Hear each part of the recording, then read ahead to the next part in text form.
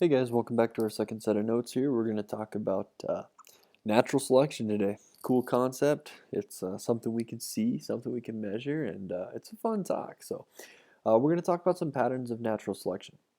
There are a few different ways that nature can kind of push a population, or even people, honestly, can push a population, and we can measure this and see this pretty easily. So the first one's directional selection. Basically, individuals with a trait at one extreme of a range are selected against or selected for. It's really your call. Directional selection, we want one extreme of the population to be surviving and one extreme to be dying, or maybe not even that. How about one extreme of the population successfully breeding and producing offspring, and one extreme not? That would be what we would call, directional selection. So think about an easy one. Domesticated turkeys. Okay, we grow turkeys on turkey farms for Thanksgiving dinner. And for Thanksgiving dinner, you want to have big old turkey that's super heavy, has big old turkey breast on it, right? And so here's the deal. You take a look at this is your population number over here on the y-axis, and the size of your average turkey breast in your wild turkeys. Okay, and you get this nice bell curve, something like that. All right.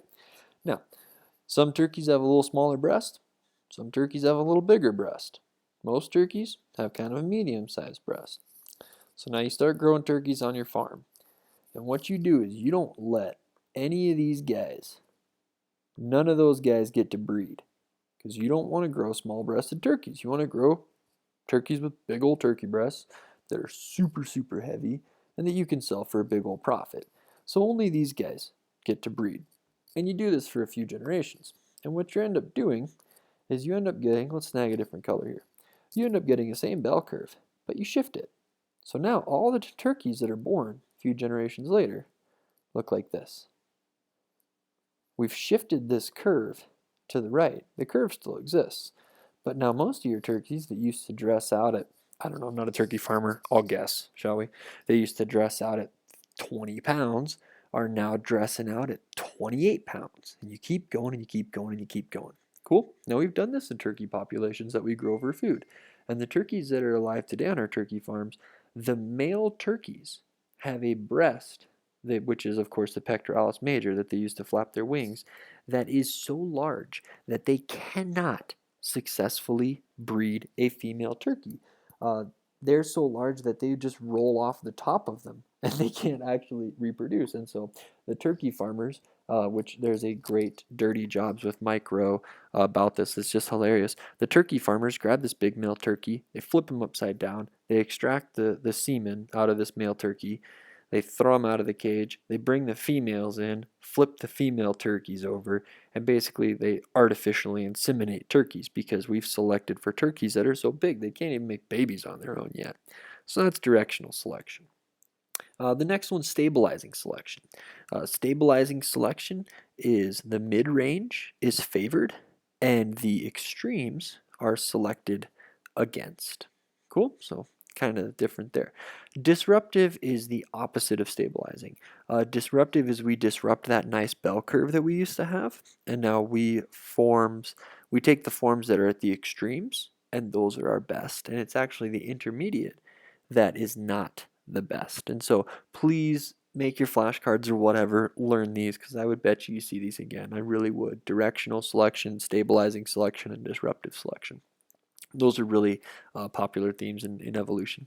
And so here you have our population before. They're doing apparently the amount of melanin in butterflies, right?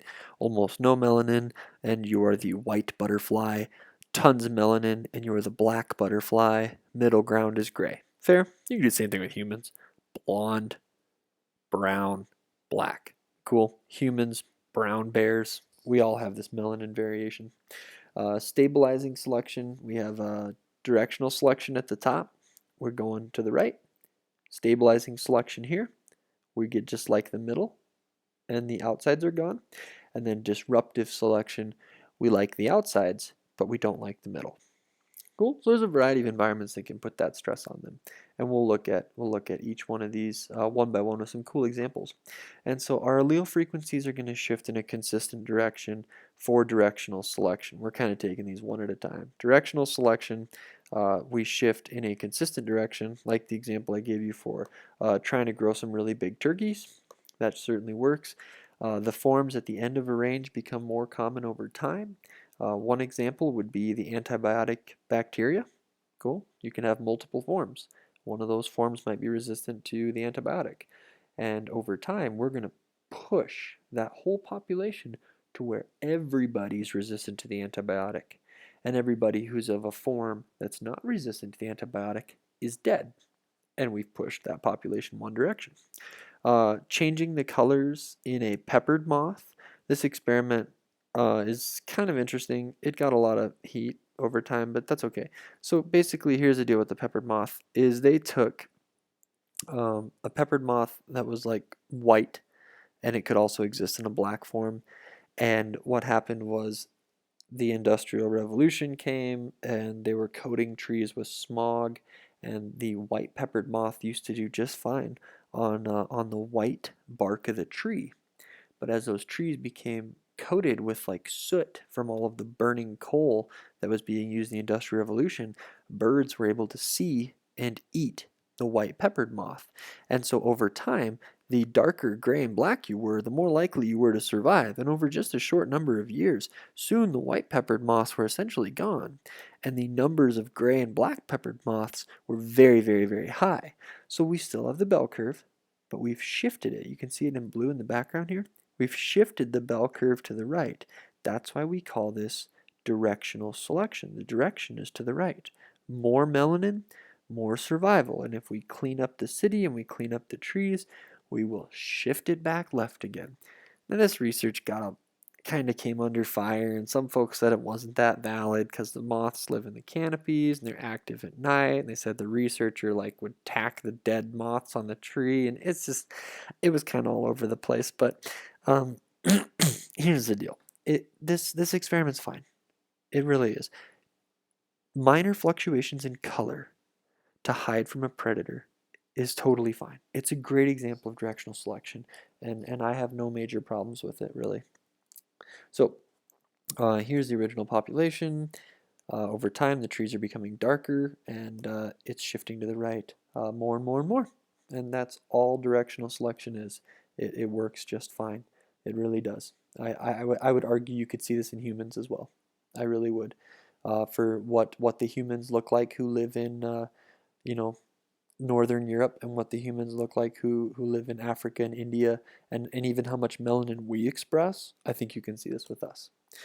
So here you have a light colored moth on the light tree. He looks great. Here's a dark colored moth on a light tree. He does not look that great. As the tree gets darkened by soot, here's the light colored moth. He no longer looks great. He actually stands out to the birds. And then here, let's see, where is he? Right there. The dark colored moth, he's looking pretty good now that the tree is darkened up. So lots of variation in a population is a good thing.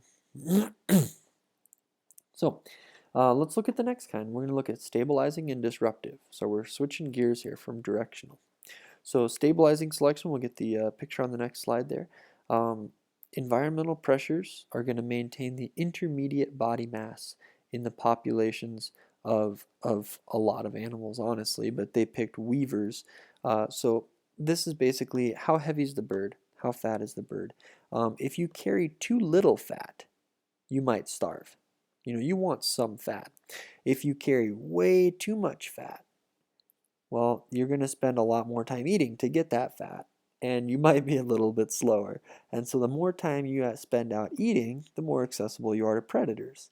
So you can't just hide in the tree all day and starve. You can't sit out in the open and be fat and just eat seeds all day. You've got to be in the middle. Enough fat not to starve, but not so much time eating that you're somebody else's dinner. And that is that nice bell curve that gives us right in the middle. How much time do you spend eating? How much fat do you have as a bird? Predators are the selection agents that eliminate the fattest individuals. Starvation is the selection agent that eliminates the skinniest individuals. Yeah, so right in the middle. That's where you want to be. Okay, so there's stabilizing selection. You get this wide range, very, very skinny, very, very fat, kind of in the middle. Over time, you end up with most of your population being kind of in the middle. You don't see many fat birds, although you do see them puff out their feathers quite a bit for insulation. All right, so okay. You get it. The graph becomes more stable, moves towards the middle. Love it. Let's move on. Oh, look at him puffing out his feathers. Okay, anyways, that's a bird. What are they? Body mass in grams? Oh, so they didn't even measure fat. They just weighed them. That's fair. I guess we can assume heavier weight's more fat. Why not? So, and then number of survivors, of course, is the y-axis. So the best survivors are in the middle, and the worst survivors are at the extremes. Fair. The finches eating the French fries in the Walmart parking lot can be rather slow. All right, disruptive selection. So the bill size of a black-bellied seed cracker. Again with the birds. We like the birds apparently. The bill is either 12 millimeters or it's more than 15. But we don't see many of these seed cracking birds that have a 13 or a 14 millimeter beak. And we're not really, we have an idea as to why that is. Here's kind of what we're thinking. The bill sizes that are between 12 and 15 are pretty uncommon, but 12 and smaller and 15 or bigger are pretty common. And so the idea is that seed crackers feed on two types of seeds, or two types of sedge. Sorry, sedge. Sedges have edges. They're a type of grass, often with a little triangular stem that's kind of hard. One type of sedge produces a really hard seed, and the other type of sedge produces a really soft seed. And so basically, the ones with the really small bills can open up those little soft seeds. And the ones with the really large bills can crack open the really big hard seeds. And so when the season's dry, the birds feed on the seed type that they're most efficient at eating. And the ones who have the small bills eat the soft seeds and they do fine and survive. And the ones who have the large bills can crack open the dry seeds and they survive and do just fine. But those ones who are in the middle, they can't eat soft seeds as efficiently as small-billed birds, and they can't crack the big seeds that the large-billed birds can, so they just struggle, and they're hungry, and they don't successfully raise many children, and so the populations tends to shift towards small and large with really not many of the intermediates. It doesn't mean they're gone, but it means they're going to struggle a lot more than the other types of birds. And so what you get is you have the nice bell curve, small bill, big bill, middle bill. And we end up getting almost like two hills with a valley in the middle. So two hills, valley in the middle, middle-sized bill.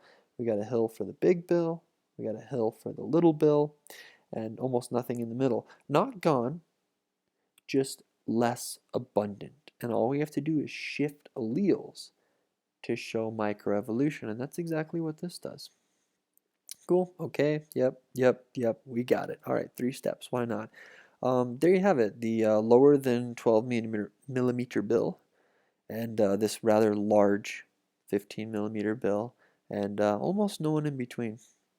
Which is kind of weird, because boy, you think if they bred, they'd make a chick that was in between. I don't study seed crackers. That's not my thing. We'd have to ask Thomas Bates Smith or whoever he was working with when he took the picture. So let's talk about some ways that we get this diversity. Certainly, competition for mates is a huge drive for diversity because surviving is only half the game. If you survive and don't make babies, you lose. You have to survive and you have to make babies. So selective pressures can shape and form behaviors. These selective pressures could be survival, eating, not dying from bacteria. That's part of it. But finding a mate is the other piece. And so these pressures can shape and form behaviors. This peacock in this picture, he is not well hidden from predators, but he is balancing that with the ability to find a mate. The feathers show the peahen how healthy and big he is, and that is more valuable to him than is the risk of advertising to every predator within like 500 yards that he's there. So sexual dimorphism is a trait that differs between males and females. Obviously, the male peacock looks very different than the peahen. And here we have the male sage grouse, South Dakota and Wyoming, and the female sage grouse. And he's trying to do the same exact thing that peacock is doing with a very, very different trait. She does not have these weird little air sacs that make that goofy sound on the plains. He does that. He dances on a lek, and she judges who the best male is, and then the male who that she chooses, out of a variety of them, is going to get to produce next year's chicks, which will have his traits. And so the females have different traits than males. That is sexual dimorphism. Di is two, morph is form, so dimorphism is two forms, and those are traits that are different between the males and females. And so sexual selection is very simple. Individuals who are better at securing mates make more babies. No duh, right? There's a reason that bucks have antlers and push around the younger deer because they're trying to get the girls, right? There's a reason that peacocks have the big feathers. There's a reason that sage grouse dance on leks, which would be advertising to coyotes and predatory birds, but it's worth the risk if you get the mate. So in some populations, males will compete for access to groups of females, oftentimes called a harem. Certainly like those, what do you call those things? Sea lions or sea elephants or whatever you call those big old fat things that are always hitting each other in the National Geographic shows. Those guys do this. Sage grouse do this. A lot of animals will compete for a big harem of females, and the winning guy is going to breed like 95% of the girls, and that's kind of the way that works. So you can get balanced polymorphisms when you're trying to maintain multiple alleles. And so a polymorphism is many traits. Poly's many, morphism is form, so many forms occurring that's pretty balanced. Think human blood typing again. We have two or more alleles, and they continue to circulate, but really none seems to be better than another, so they're all pretty high frequencies. It's not like, well, the human population is moving to a B blood type because that's better than all the other blood types. No, it doesn't work like that. It's like we got a bunch of A's, we got a bunch of ABs, we got a bunch of B's, we got a bunch of O's. They're balanced. None of them really seems better than any other. They're just balanced. The other way that you can change this balance or maintain this balance in some cases is frequency dependent selection, which means somebody's choosing based on the abundance that there is in the population. And so that's the adaptive value of a form of a trait, and that can depend on its frequency in a population. So I don't really get this, but female fruit flies will choose a male. And if there's more red-eyed males in the population, she will find a white-eyed male to breed with. Once there's more white-eyed males, she will go find a red-eyed male to breed with. And so it's like they're looking for what is rare, and when they look for what is rare, they make it less rare. And so you get this oscillation where at any given time the population's roundabout equal because the selection is dependent upon the frequency of where they can find that trait. So that's kind of a cool example. All right, so let's take a break there because we're going to get into genetic drift, and that's kind of a crazy concept. So we'll shut it down at 17.8 for right now. So thanks for your time.